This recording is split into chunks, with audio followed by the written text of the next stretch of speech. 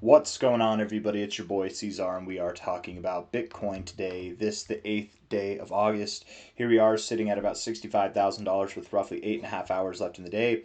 Hit that like button, subscribe. Thank you all for being here, and let's get into it, my friends. Let's talk about this here. So, it does seem as though we've broken out of this downtrend, right?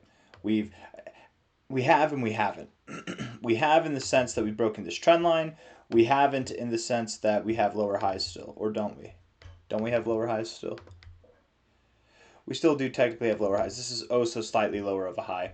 Um, this is typically the area in which I like to go short. Not financial advice, not a financial advisor, but this area here is where I typically do like to go short because it's kind of tricky. It makes it look like it's a breakout. It gives you that idea that you're going to move higher. There's no volume or anything like that. There's no follow through, and then we send it down below. I wonder if we can find an example of that. Let's look right here. Actually, right to the opposite effect here, from the low point here going up. Same kind of idea, but down at the bottom. You broke the trend line. You still had higher lows overall, and then you reversed. I don't know what's going on, man. There's so much noise going on in the house right now. But anywho, $65,000 is the price. Let's get into the short term stuff, and then we'll zoom back out to the long term stuff. 1 hour time frame right now.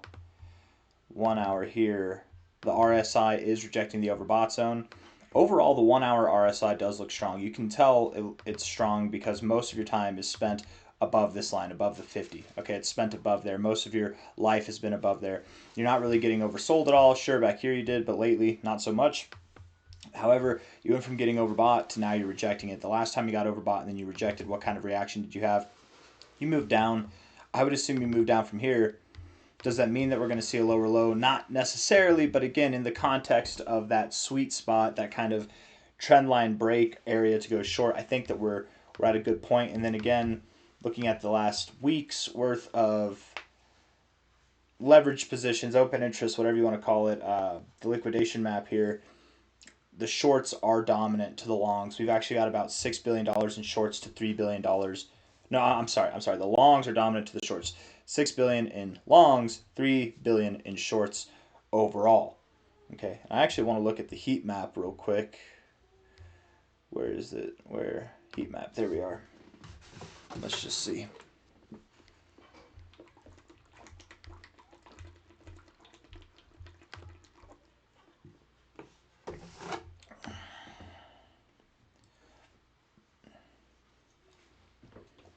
Let's see here.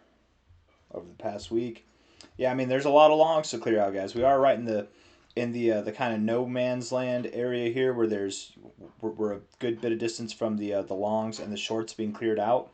Maybe we do move up to 66K or somewhere thereabouts to clear out these shorts before going lower. But again, even if we move up a little bit, that's fine. I'm still assuming that we see some incredible downside in this month of August. I really do think that that's coming.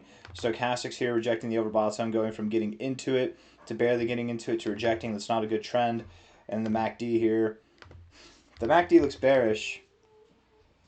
It's bullish overall. It looks bearish here, but it's not bad. The MACD is not too bad, but you're choppy and sideways, whatever.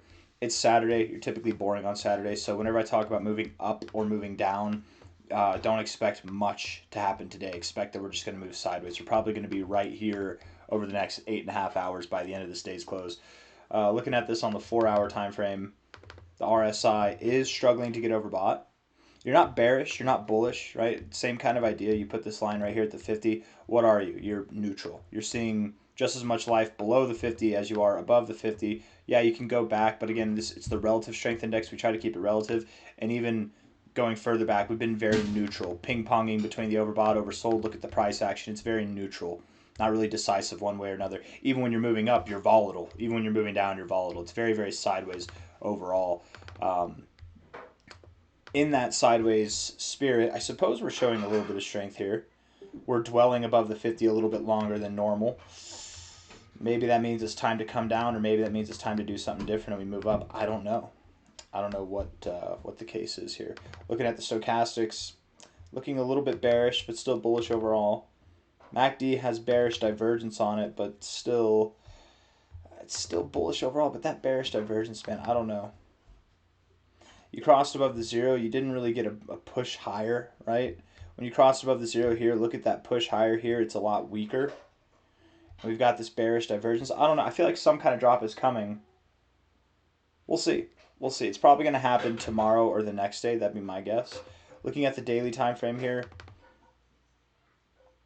RSI is weak. It's definitely weaker than it is stronger. We're spending most of our time below the 50 recently, and we're getting oversold. We're not getting overbought, or at least we're having a hard time getting overbought. At the moment, we do have lower highs, and we have lower lows. So that's not a good combination to have there.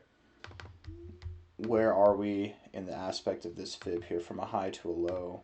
Right at the golden ratio.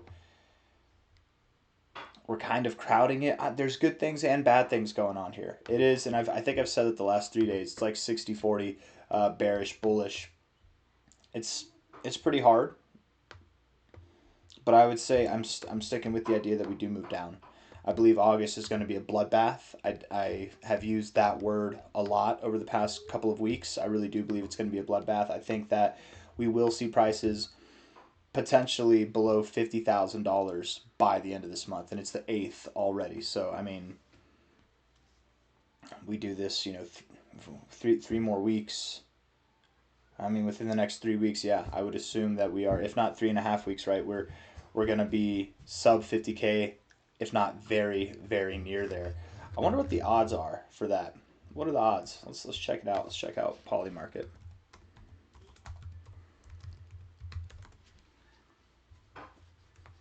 Man,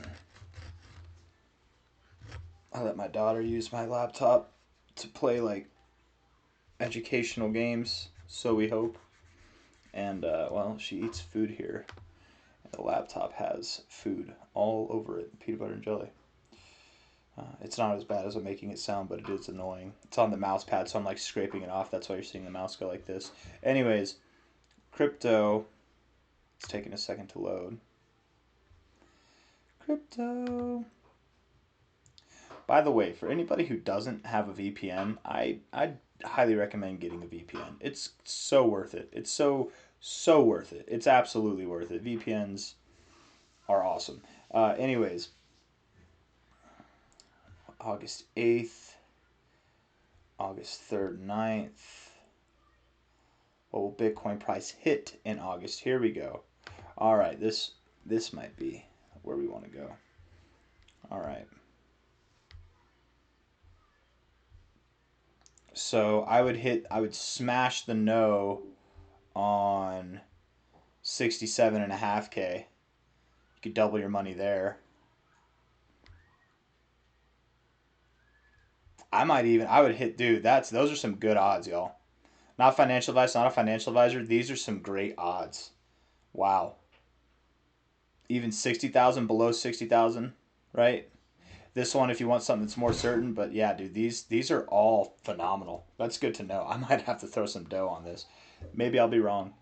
I've been wrong before. I'll be wrong again. Whenever I say throw some dough, I don't mean bet the farm. I just mean, $10, $100, $1,000, $100,000, $100,000, whatever it is you want to do. I don't know, but decent odds, man, for what I genuinely believe is going to happen. I really do believe right now where we are is this portion of this drop. We're right here in this little portion, right at the slow point. And sometime over the next 30 days, before September, I really do believe we'll be below this low and potentially even have the bear market low come in here in August. Maybe it's in September, maybe it's in early September, but anyways, yeah, that's just my thoughts there. What else do we want to do? I don't think there's anything else to talk about. Stochastics had an area of contention. MACD is crossing green, but again, you could provide a false cross here. I mean, there's good things going on. There are good things going on. You're just not getting any positive results. Maybe it's lagging, but I don't know, man. With the longs dominating the shorts, I think there's going to be some price action to the downside to liquidate these bulls, but we'll see. And then all the negative news is floating around. It just seems like we're in that perfect bear market finale end time. We just need the finale to come in, and that's what we're waiting for, is this one last little hoorah to the downside. If I'm correct in my assumption, we should see prices that are anywhere from 55K at a minimum 55K to 43.5K, 43K at the maximum, somewhere in that zone. I'm leaning specifically toward this 50 to 45K area, this kind of central zone within the zone itself. But anything can happen, man. I mean, maybe the low's already in and we're about to send it. I don't think so, but anything can happen. Anyways, that's all I got. It's a working theory. Hit that like button, subscribe. Think about it. Think about it. Take care. Bye-bye.